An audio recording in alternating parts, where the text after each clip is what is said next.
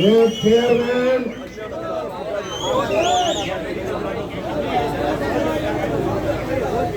Chairman ने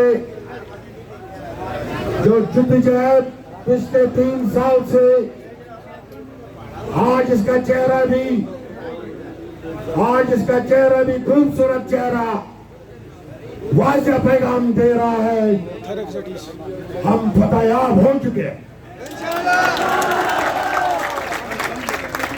साहब के लिए फ्लाइंग केस होनी चाहिए भैया।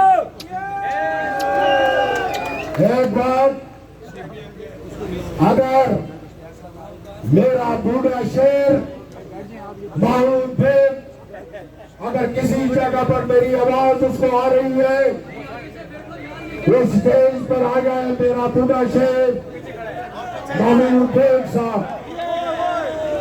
दूसरी बात,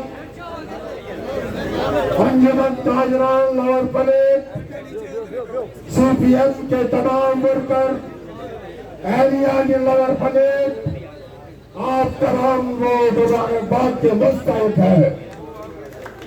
और उससे सबसे बड़ा ज्यादा मुबारकबाद फैसल साहब, जिसने अपनी 5 साल खिदमत न स्टेज पर आया न इसको तकरीर का शौक है, अगर उसने जो मेजबानी का हक अदा किया। दूसरा मेरा बेग साहब जो बंगाल में आते थे, सिर्फ इशारा करते थे खाने का, टाइम हो चुका, खाना लग गया। मैं आपके पूरे खानदान को सलाम पेश करता हूं।